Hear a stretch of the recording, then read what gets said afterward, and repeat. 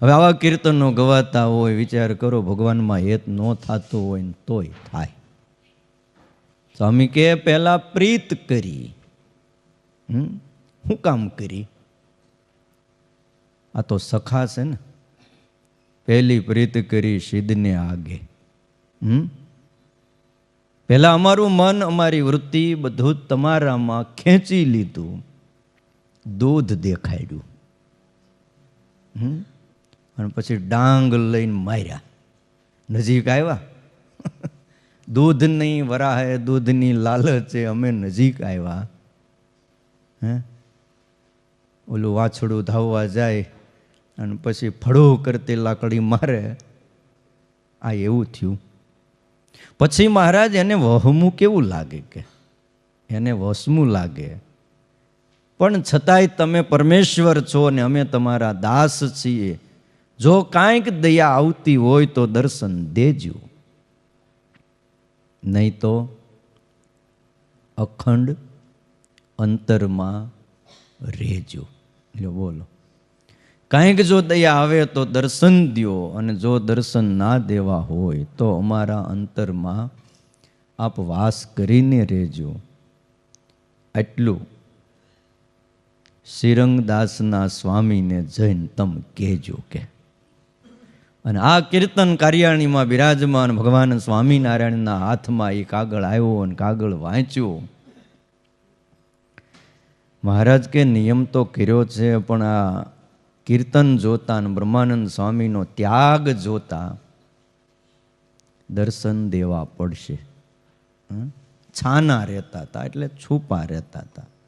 ઘણા પ્રસંગોમાં શ્રીજી મહારાજે આવા ચરિત્રો કર્યા છે કે કોઈને મળતા નહીં, અને એમાં ભક્તની કસોટી પણ લેતા, પણ પછી દર્શન દીધા.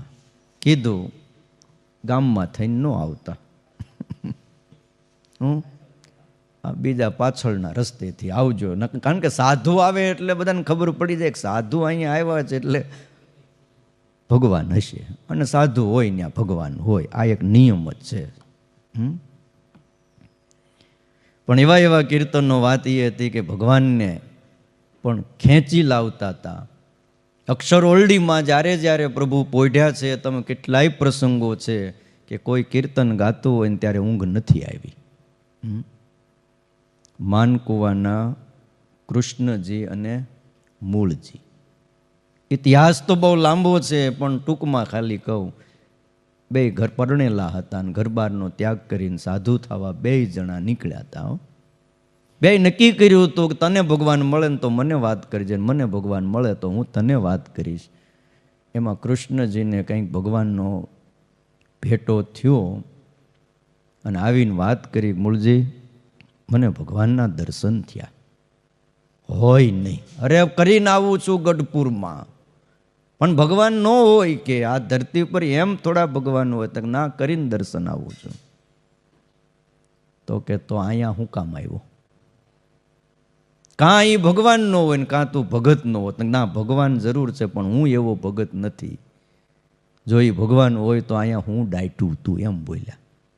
અહીં હું કામ આવ્યો? ત્યાં રહી જવું તું સેવામાં. હાલ આપણે બે જઈ. અને બે જણા ફરીવાર આવ્યાની દર્શન કર્યા. કૃષ્ણજી મૂળજી બે કચ્છના હરિભગત, માનકુવા ગામના, અને ઝાંખી થઈ ગઈ કે આ ભગવાન જ છે. હવે બે પરણી ગયા હતા. પરણ્યા પહેલા વિચાર નહોતો આવ્યો, પણ પછી આવ્યો તોય સારું કહેવાય. હો છોકરાઓ, અત્યારે કદાચ નો વિચાર આવે ને પરણ્યા પછી પણ વિચાર આવે ને તોય વાંધો નહીં. રજા કેમ લેવી? મહારાજ કે રજા લઈને આવો, સાધુ કરીએ. રજા લેવા ગયા, હા ન પાડે. દુનિયામાં કોઈ ના કરી શકે એવું કામ કરીને પણ આવ્યા. પછી ના પાડે, પાછા સાધુ નહીં કરીએ.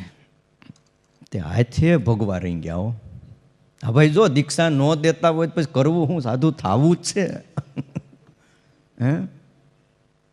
કુંભારને ત્યાંથી ઘેરું લાવી, કપડાં રંગી, ધોતિયા બોતિયા પહેરીને આવીને સભામાં બેસી ગયા. મહારાજ કે આ નવા સાધુ કોના? અમે તો દીક્ષા આપી નથી. પૂછ્યું તમે? તો કે અમે તો આત્મા છીએ. હા, તમારા ભક્ત છે એ કે અથવા અમે દીક્ષા આપી નથી પણ અમે લીધી. જાઓ વૈયા જાઓ, તમારું મોઢું અમને નહીં દેખાડતા.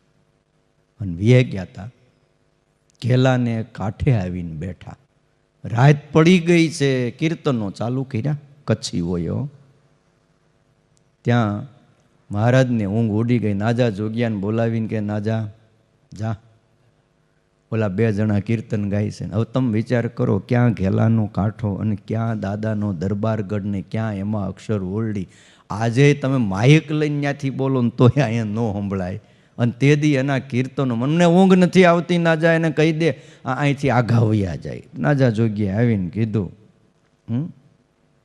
તમે વયા જાઓ, મહારાજને ઊંઘ નથી આવતી, અવાજ ન કરો અહીંયા. તે ઘેલાને સામે કાંઠે જઈને બેઠા. કાંઠો બદલ્યો, ન્યા ઓલી પથ્થરની ધાર, ન્યા બેહીને મંડ્યા કીર્તનો લલકારવા. રૂડા લાગો છો રાજેન્દ્ર, મંદિર મારે આવતા. એક પછી એક કીર્તનો માંડ્યા ગાવા. ત્યાં વળી મહારાજને ઊંઘ ઉડી. મહારાજ કે કયો ને કીર્તનો ગાય છે, અમને ઊંઘ નથી આવતી. તે ન્યાથી પાછા ઉઠાડ્યા. હો, તમે વયા જાઓ અહીંથી. તમે વિચાર કરો, આપણે મંદિરે આવતા હોય ને આપણને કોઈ કે હાલતા થાવ તો આપણે લગભગ ન આવી. હે, પણ ભગવાનને પાયમાં છે કોણ? તમે વિચાર કરો. કાંઈ વાંક ખરો આનો? કોઈ ગુનો ખરો? કાઢી મૂક્યા છે તે આઘા જઈને બેઠા. ન્યાથી વૈયા ગયા પછી તો ગઢડાની સીમ મૂકી દીધી અને માંડવધારની હદ આવીને ન્યા જઈને બેઠા. ખેતરામાં હો, રાતના સમય વગડામાં ઓલા શિયાળિયા ટાઈટ પડી હોય ને લાળી કરતા હોય ને એ અવાજ કરતા રોતા હોય બિચારા. તો એમ કહેતા હોય સવારે વહેલા ઉઠીને કથા સાંભળજો, નહીતર અમારી જેમ સવારમાં વહેલા રોવાન થાય છે. એમ એ બિચારા આપણને કહેતા હોય, કતરા ભાંગતા હોય ને એ કહેતા હોય છે, એ ભગવાનનું નામ કીર્તન કરજો, નહીતર આમ આખી જિંદગી બીજા જન્મ લઈને ભણવાનું જ છે. વળી શ્રીજી મહારાજે કીધું 2-4 પાર્ષદો જાઓ, એને તગડી જ મૂકો, અહીં જોઈ જ નહીં કે અમને ઊંઘ નથી આવતી. અને એ પાર્ષદો પાછા 2-3 જણા હાથમાં ડાંગું લાકડીઓ લઈને ગયા. હો, તમને કેટલી વાર કેવું, કાંઈ શરમ આવે કે નહીં? અરે પણ શ્રીજી મહારાજને ઊંઘ નથી આવતી, તમે વયા જાઓ અહીંથી. તો 2 કચ્છી હો. હા, હજી નવા સાધુ ત્યાં છે, થોડા કાંઈ તાત્કાલિક સ્વભાવ બદલી જાય, સમય લાગે એમાં. ઊભા થયા. એ કે અમે કચ્છી માળું સહી, કે અમે કચ્છી સહી. આ ગઢડાની સીમ નથી, આ માંડવધારની સીમ છે. અને હવે જો આવ્યા ને, હા, તો હારા વાટે નથી. પાર્ષદોનું થયું કે આમાં તો આપણે આ સામે હરિભગત, આ બાજુ ભગવાનની આજ્ઞા. મહારાજને જઈને કે મહારાજ જાતા નથી. હે, તો કે એને બોલાવો. બોલો, પછી પાછા બોલાવા મોકલ્યા. તમે વિચાર તો કરો, 4-4, 5-5 વાર રાતે ધક્કો ખવરાવે કાઢી મૂકવા માટે, તો ઓલા વયા પણ જાય છે. અને આ પાછા વારે વાર, આપણે હું કહી, 1 વાર કહી ન દેવાય. 1 વાર તો મૂકીએ સામે કાંઠે, તો બીજી વાર, ત્રીજી વાર, હે, પાર્ષદોને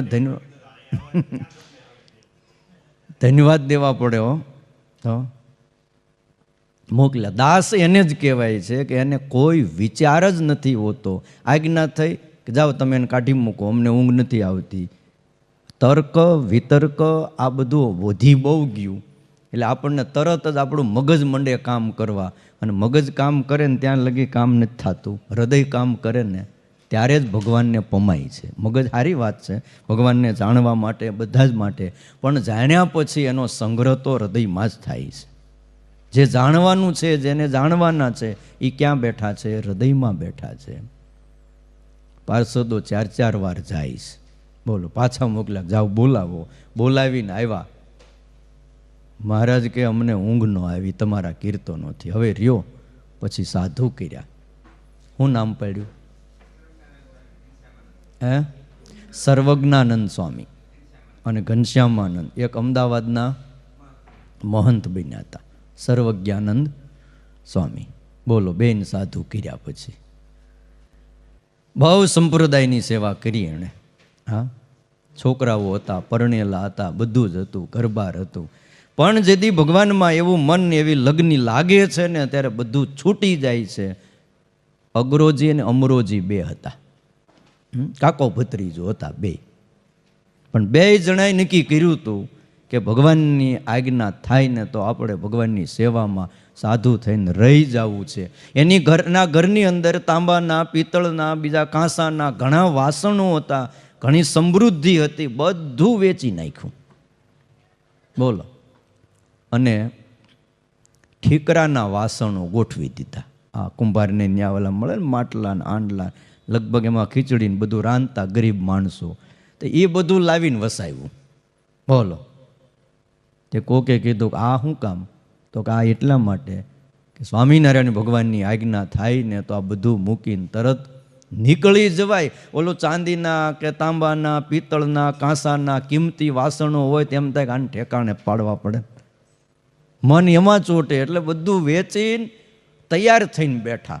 હેમાશ્રીજી મહારાજે આજ્ઞા કરી ત્યારે પછી એમના મા, એની ઉંમર હતી, એને પૂછ્યું કે મા, અમારે સાધુ થવું છે. તે જો ભગવાનની સેવામાં જાતા હોત મારી કોઈ ના નથી, જાવ કે. બોલો. આ ભારતની અંદર તમને દેખાય, પણ કહેવાનું એ ભગવાનમાં જ્યારે સ્વરૂપમાં પ્રેમ થાય છે ત્યારે છોડવું પડતું નથી, છૂટી જાય છે. અને કીર્તન કરવાથી એટલો પ્રેમ ભગવાનના સ્વરૂપમાં સહેજે થાય છે. પ્રેમાનંદ સ્વામી આખી આખી રાત કીર્તનો ગાતા. ઘણી વાર તો આપણે તો ઓરડી જોઈ નથી, પણ અક્ષર ઓરડીની બાજુમાં ગંગાજળિયો કૂવો, અને ગંગાજળિયા કૂવાથી આમ થોડેક આગી ઓલે ત્યારે જગ્યા પડી છે ને થોડી, ત્યાં પ્રેમાનંદ સ્વામીની ઓરડી હતી. એક નાનું અમતું મકાન, જ્યાં સ્વામી કીર્તનો કરતા અને ગાતા અને રહેતા. બહુ કીર્તનો ગાયા. પ્રેમાનંદ સ્વામીનો આખો ઇતિહાસ આમ તો કહીને એમનું જીવન જ આખું પહેલેથી વિવાદાસ્પદ જ રહ્યું. પણ મહામુક્તો અક્ષરધામના બધા કે જેના વિશે આપણે બોલવું કે વિચારવું એ પણ કઠણ છે. જન્મ થતાની સાથે મા બાપે એનો ત્યાગ કરી દીધો. ઘણી વાર તો આપણને એમ થાય મુક્તોને પણ કોકે કીધું હોય છે કે આ છોકરો છે ને એ સુકનવાળો નથી ને કંઈક, હવે આમાં તો શું છે એટલે છે ને લગભગ કોઈને હાથ નહીં દેખાડવાનો. તમારા હાથમાં આમ છે ને તમારા હાથમાં જે હોય એ કે નક્કી કરીને જ આવ્યા છે ને એમ જ થવાનું છે, એમાં કાંઈ ફેરફાર થવાનો નથી. હા, એટલે કોઈની પાસે જઈને કંઈ જોશ જોવરાવાની હમણાં મંદી હાલે કેમ થાય એ હમણાં તેજી આવી જાય. હમણાં ધનુર્માસમાં કથા સાંભળો, ભજન કરી લ્યો. હમણાં છોકરાનો ત્યાગ કરી દીધો, માં રડતી રહી. આપણે અમદાવાદની અંદર દરિયાખાન ઘુમટ છે, જોયો ને તમે? નથી ગયા? પ્રસાદીનો છે, ભગવાન સ્વામિનારાયણ ત્યાં ગયા છે.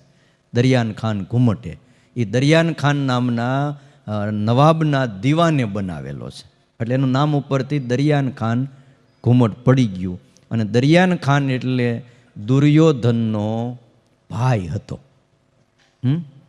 વિકર્ણ એનું નામ હતું. બહુ 5000 વર્ષ પહેલાં એ વિકર્ણ જે દિવસે દ્રૌપદીનું ચીરહરણ થયું, ઓલો દુશાસન સાડી ખેંચતો હતો, તે દી 100 ભાઈમાંથી એક નો બોલ્યો ને વિકર્ણ ઊભો થયો કે ભાઈ આ ખોટું થાય છે. આવી રીતે આપણા જ કુળની કોઈ દીકરી બેન સમાન છે, મા સમાન ગણાય, અને એનું ચીરહરણ થાય, આ રીતે સાડી ખેંચાય, આ આપણા કુરુકુળને લાંછનરૂપ છે. આટલું બોલીને દ્રૌપદીનો પક્ષ રાખ્યો. પછી તો દુર્યોધન ખીજાણો કાઢી મૂક્યો એને વિકર્ણ કે વયો જાય પણ વાત તો સાચી કરીશ કે. એ એટલો એક સતીનો પક્ષ રાખ્યો. પછી જ્યાં જ્યાં વિકર્ણ જન્મો ત્યાં બીજા જન્મમાં રાજા જ થયો, અને કાં રાજાનો મોટો દિવાન બન્યો. એ જન્મો લેતા લેતા લેતા 200-250 વર્ષ પહેલાં એ દરિયાન ખાન રાજાનો દિવાન કે મંત્રી બન્યો અને એણે એ ઘુમટ દરિયાન ખાન એને જે કાંઈ એનું હોય એ બનાવેલું. સ્વામિનારાયણ ભગવાન ફરતા ફરતા ફરતા એકવાર ત્યાં પસાર થયા હતા અને એ વખતે એ દરિયાન ખાન ઘુમટમાંથી આવડો આ દરિયાન ખાન પોતે દિવાન મૃત્યુ પામ્યો હતો. એને જો કે ન્યાય એને દફનાવ્યો હતો, એની આમ કબર જેવું છે. ન્યાથી બહાર નીકળ્યો, બોલો એ મૂર્તિમાન નીકળ્યો અને સ્વામિનારાયણ ભગવાનને દાડમના ફળ આપ્યા, ભેટ કર્યા. લ્યો આ. ત્યારે બધા જોઈ રહ્યા, પ્રભુ આ છે કોણ? તો કે આ દુર્યોધનનો ભાઈ વિકર્ણ, એ જ્યાં જન્મો ત્યાં આવી ઊંચી પદવીને પામ્યો તો એક સતીનો પક્ષ રાખ્યો, એટલા માત્રથી આજે અમારા દર્શને આવ્યા છે. બોલો. એ દરિયાન ખાન ઘુમટની મુસ્લિમોના ઓલામાં માનતાઓ થાય છે ને કામ પણ થાય છે. બોલો. અને કામ પાછો દરિયાન ખાન કરે.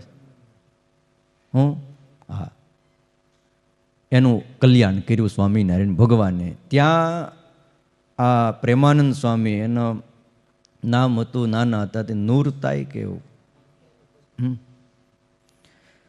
પછી મુસલમાને એને રાખ્યા. ઓલા એક મુસલમાન ખુદાનો બંદો કોઈ રોજ પ્રાર્થના જઈને કરતો હોય છે, પ્રભુ એક દીકરો મને આપો.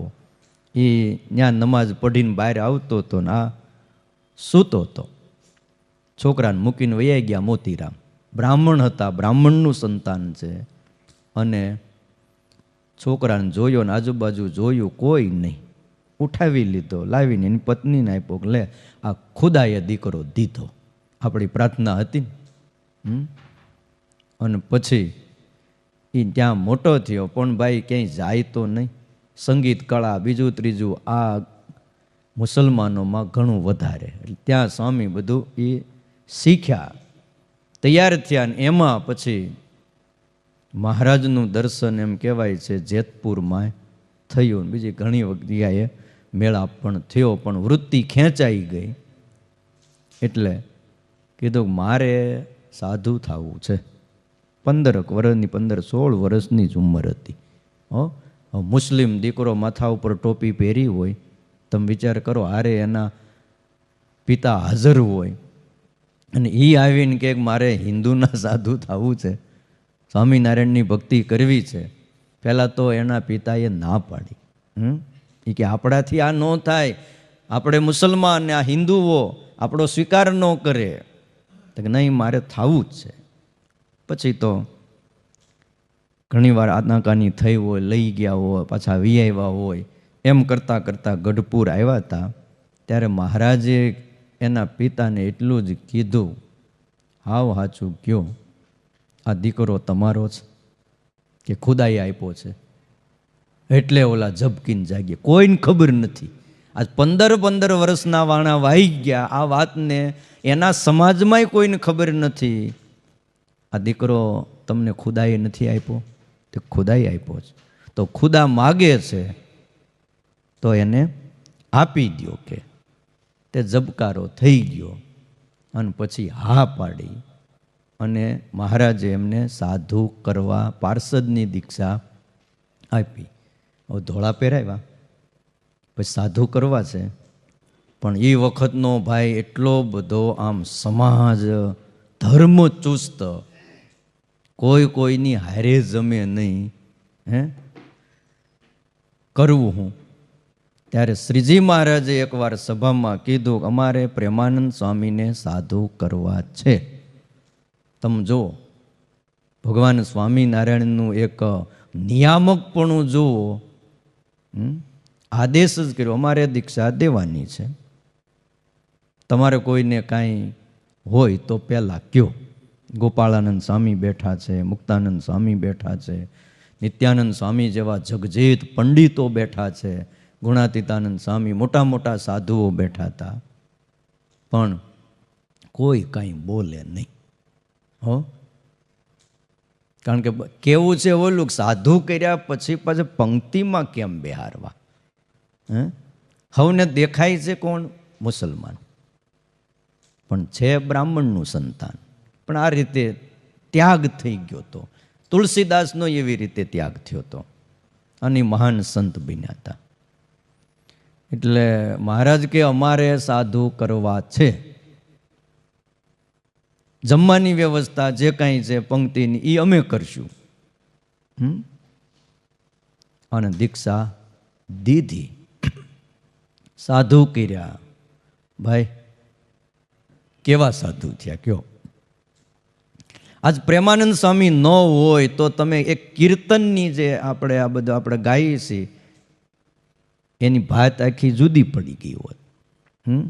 આજ મારે ઓરડે રે, શોભાના પદ, બીજા જે પ્રેમના પદો એ જે પ્રેમાનંદ સ્વામી ગાયા છે, ઓહો હે.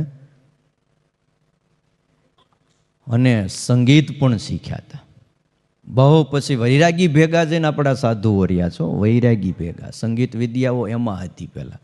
મહારાજ કે તમે એની ભેગા જઈને રહ્યો, બોલો તો. અને એ કીર્તનો બહુ લખી અને ગાયા અને આપણને સંભળાવ્યા. પણ મહારાજ જ્યારે સ્વધામ જતા હતા ત્યારે મહારાજે બોલાવી અને મોટી બા, લાડુબા, બીજા મોટા મોટા સાધુઓ બધાય અમુક અલગ અલગ રીતે બોલાવીને વાત કરી હતી. છેલ્લે મોટી બાએ કીધું, મહારાજ તમારે કાંઈ ઈચ્છા છે, કાંઈ સંકલ્પો અમારી પાસે કાંઈ કરાવવાનું હોય તો કયો, તમે ધામમાં તો જવાના જ છો. તો કે બીજી કોઈ ઈચ્છા ચિંતા નથી, પણ અમને આ પ્રેમ સખીની ચિંતા છે. અમે ગયા પછી ગોપીનાથજી મહારાજનો થાળ એ રોજ તમારે કોઈ પાર્ષદો સાધુઓ પાસે વ્યવસ્થા કરાવી અને પ્રેમ સખીની ઓરડીએ મોકલી દેવાનો. બોલો, તે થાળ તો આવી જાય પણ ઘણીવાર 2 દિવસ 3 દિવસ એમનેમ પડ્યો રહે. અને કીર્તનો ગાતા હતા. કયો ઘણા સમય પછી વડતાલમાં મહારાજ ધામમાં ગયા પછી સમયો થયો. અને ત્યાં પ્રેમાનંદ સ્વામીને કીર્તન ગાવાનું કીધું. આજ પહેલો એવો સમયો હતો કાર્તિકી સમયો કે જેમાં ભગવાન શ્રી હરિની હાજરી નહોતી. અને પ્રેમાનંદ સ્વામીએ કીર્તન ગાયું. કયું કીર્તન ગાયું? સજની શ્રીજી મોજને સાંભળ્યા રે. આ કીર્તન ગાયું. 4 પદ બનાવ્યા. પણ ઇતિહાસ એમ કહે છે કીર્તનો ગાયા ત્યારે આખી સભા રડતી હતી. બોલો, પ્રથમ શ્રી હરિને ચરણે શીશ નમાવું, નૌતમ લીલા રે વંદુ સહજાનંદ રસરૂપ અનુપમ સારને રે લોલ. મધ્ય પ્રકરણનું 48મું વચનામૃત. સ્વામિનારાયણ ભગવાને 48મું 47મું. આવા સાધુને ઉઠીને સાષ્ટાંગ દંડવટ પ્રણામ કરીએ. વંદુના પદ ગવાણા એટલે મહારાજે એવું બોલ્યા. તમે વિચાર કરો કે આખા વચનામૃતમાં આવી રીતે કોઈ સાધુનું નામ લઈને કીધું નથી. અને પ્રેમાનંદ સ્વામીએ વંદુના પદ ગાયા એટલે મહારાજ એવું બોલ્યા કે આવી રીતે જેને ભગવાનની મૂર્તિનું ચિંતવન છે એને મરીને ધામમાં જવાનું નથી. એ દેહ છતાં જ ભગવાનના ધામને પામી રહ્યો છે. અને આવી રીતે જેને ચિંતવન છે એવા સાધુને ઉઠીને સાષ્ટાંગ નમસ્કાર કરીએ. અને હવે પછી અમારે જન્મ લેવાનું કોઈ નિમિત્ત નથી કે ફરીને પાછા અહીંયા આવી, પણ કાંઈક નિમિત્ત ઊભું કરી આવા સાધુના મધ્યે જન્મ લેવો એવી અમારે વાસના છે. આવું બોલ્યા. વાસનાની વાત આવે એટલે આપણે તો બીજે ચડી જાય. કહેતા સાધુના મધ્યે રહેવું છે એવી અમારે ઈચ્છા છે.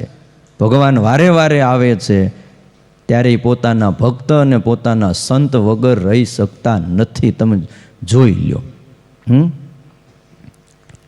એટલે કીર્તનમાં આ તાકાત છે. કીર્તન ગવાઈને ત્યાં ભગવાન પોતે એને આધીન થઈ જાય છે. કહો. અને આ લગી બોલ્યા કે એવા પુરુષે જેના ઘરે જન્મ લીધો એના મા બાપને પણ ધન્યવાદ છે. લ્યો, મોતીરામને ધન્યવાદ દીધા, જેણે દીકરાનો ત્યાગ કરી દીધો હતો. બોલો, પછી ઘણા સમય પછી મોતીરામ પાછા આવ્યા હતા ગઢપુરો, અને એનો પાછો અવાજ એવો કીર્તનનો ગાય, હે, ગરબો ગાયો હતો, માતાજીનો ગરબો, એના પરથી વંદુના પદ બન્યા છે. હા, કયો, માં પાવા તે ગઢથી ઉતર્યા, એ ગરબો ગાયો એટલે મહારાજે પ્રેમાનંદ સ્વામીની સામું જોયું કે સ્વામી આ ઢાળમાં કીર્તન કરવાશે. તે આ વંદુ સહજાનંદ રસરૂપ અનુપમ સારને રે લોલ એ કર્યો. આપણે તો ઝડપથી બોલીએ, જુદા રાગમાં બોલીએ, ઓલો ઢાળમાં જે બોલે ને એ જુદી રીતે.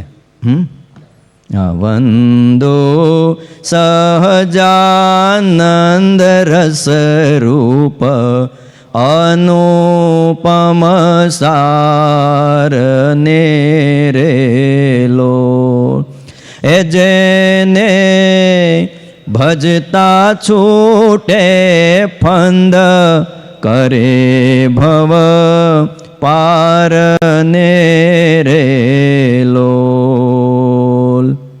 હે, આ પદ બોલ્યા. પછી મોતીરામને કીધું, મોતીરામ તમારે કોઈ સંતાન નથી? મા બાપ? દીકરો તો હતો, પણ લોકોના કહેવાથી બીજા ત્રીજાએ કીધું કે આ અપસુકન્યાળ છોકરો છે, અને અપસુકન્યાળ જ સાધુ થાય છે. હું સુકનવાળા જ બધા નથી ધંધા પાણી કરતા. તે મેં મહારાજ એનો ત્યાગ કરી દીધો. હું મૂકી આવ્યો દરિયાન ખાન ઘુમટે. પછી તમે કાંઈ તપાસ કરી છોકરો ક્યાં છે? તે મહારાજ કાંઈ સમાચાર નથી. તે એને ઓળખો ખરા? હું કીધું? તે મહારાજ હવે તો કેમ ઓળખાણ પડે, પણ કંઈક કાન પાસે ને નિશાન હતું, એને ખબર ત્યાગ કર્યો ને ત્યારે કે અહીંયા આ નિશાન હતું. તો કે આ જે વંદુના પદ બોલ્યા ને, આ પ્રેમાનંદ સ્વામી, આ એ જ તમારા દીકરા છે. ત્યારે મોતીરામ હામું ને હામું જોઈ રહ્યા. અણસાણ તો આવી જ ગઈ ને ખ્યાલ આવી ગયો પછી, પણ ચોધાર આંસુ એ રડ્યા. ઓહો, હું કેવો કમ ભાગી બાપ. હે, પણ પ્રભુ તમે આખીર મારા દીકરાને તમારો સાધુ કર્યો. બોલો, પછી તો બહુ રાજી થયા ને બધી વાત મળી. પણ એમ કહેવાય છે કે આ દીકરાના ત્યાગ કર્યા પછી એની માં રડી રડીને મૃત્યુ પામી હતી. એને પછી આઘાત બહુ લાગ્યો. છોકરો નાનો હોય ને, હાવ બાળક, ત્યારે માનું મન ક્યાં હોય? બાળકમાં હોય. પણ હવે આ જમાનો જ એવો હતો નિષ્ઠુરતાનો, ખબર નહીં કે આમ બધો માનવાનો કે કોક કીધું એટલે હા. આમ તો તમે જોવો ને તો આ બધા જોનારા હજી એમનું જ જોવે છે, એ લગભગ 2 પાંદડે નથી થયા. તમે ક્યાંય સાંભળ્યું કે આ જોનારા મોટા મોટા બંગલા થઈ ગયા? કેટલાયના જોઈ જોઈને એના થઈ ગયા ઓલાના. તો એના હાથની રેખા જરાક જોઈ લેતા હોય તો ન હાલે?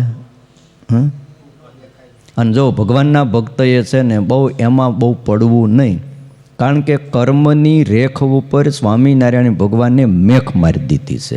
કાળ કર્મ ને માયાનો ભય ભગવાનનો થયો એને નથી, પણ ભગવાનનો ન થયો તો એને કાળ કર્મ ને માયા હા મારી નાખે, જીવવા જ ન દે. કયો? માટે ભગવાનના થઈને રહેવું, એનું કીર્તન કરવું.